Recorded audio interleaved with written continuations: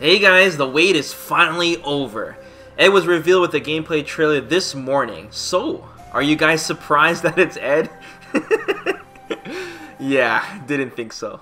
I have never seen so many leaks in such a short amount of time in my life.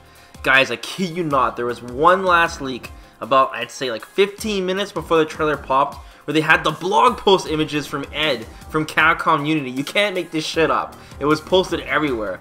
But thank God Capcom posted the trailer right after, so I guess it doesn't matter anyways. So Capcom refers to Ed as the Young Commander.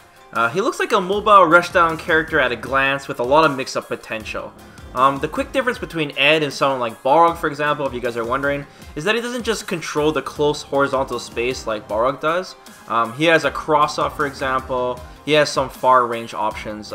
He also has a scary V-trigger that will allow some free pressure to open up the opponent. So the Capcom Unity blog post wrote a short summary about Ed, and it says, "At a young age, Ed was kidnapped and experimented by Sin, a division of Shadowloo, in order to become a replacement body for M. Bison. Many of you might remember a young Ed appearing in Rose's Street Fighter 4 story and Balrog's story in Street Fighter 4. Due to the experiments, Ed's body ages faster than normal humans until they are old enough to be suited for battle. Since Balrog raised Ed, his fighting is centered on boxing, but since he carries M. Bison's genes, his fighting style is enhanced by psycho power." So this explains why Ed is already grown up and not still a teen from when we last saw him in story mode. I know a lot of you guys were correcting me on this, and I thought the timeline jumped ahead a lot, so my bad on that. Well, it technically did jump ahead, just not as much as I thought it did. Even Fane hints about Ed growing fast in the quick story mode as well. Also regarding Ed's gloves, I'm sorry that I didn't say it was boxing gloves, my bad on that as well. Even though he isn't exactly using boxing gloves though, he is obviously using boxing moves through Balrog's training, which I'm really happy that Capcom went ahead and did that for his move list. So the first thing I should mention about Ed's gameplay is that he's not a charge character, so I'm sure a lot of you guys are happy about that. However, he's also not a motion character either.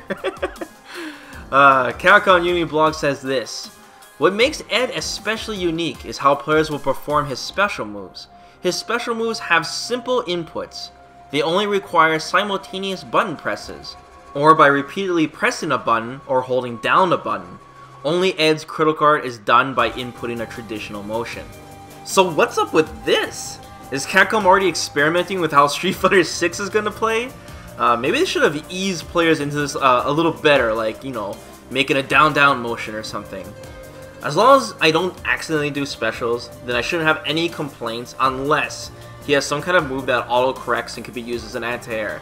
Then we have a problem. We have a Rising Thunder problem. And it's a really good thing that Capcom didn't make a Super 1 button, because I don't have to explain why that would be a problem as well. I like the idea that Capcom is trying something with some type of different inputs for a character though.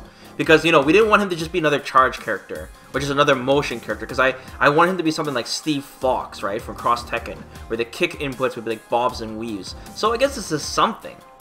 Alright, let's talk about Ed's V system now. Let's start with his V skill. So the blog says his V skill is called Cycle Snatcher. And it says, Ed releases cycle power from his palm, pulling himself or opponents depending on how long he charges it up. This is what we saw from that teaser screenshot from Capcom showing Balrog floating in the air. That's Ed's V skill. So Ed pretty much has 4 different V skills. He's got a ground version and an anti-air version, and both versions can be charged. Now at a glance, his ground V skill makes Ed rush in and attack, probably used for whiff punishing.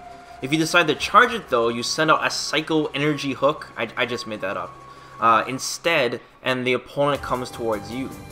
Now the anti-air version of his V skill looks like Ed jumps up and catches the opponent, and just like the ground version, if you charge it, you instead grab the opponent from the air and bring them to you.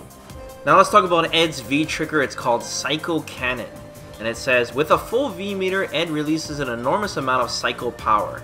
You can follow alongside it, allowing him to pepper in shots when it connects with the opponent. So this is pretty much the Capri's Ultra 1, or Dhalsim's Ultra 1 from Street Fighter 4.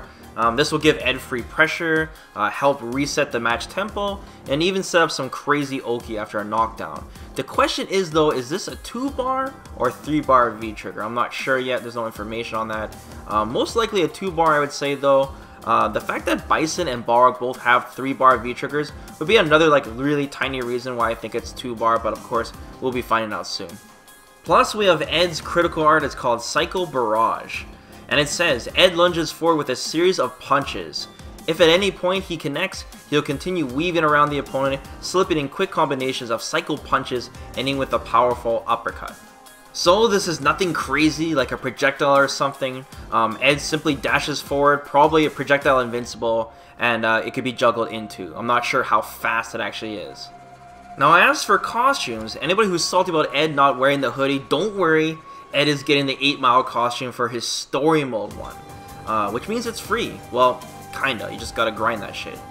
I honestly don't think the hoodie looks that good though, since Ed is, you know, so big now, but it's there.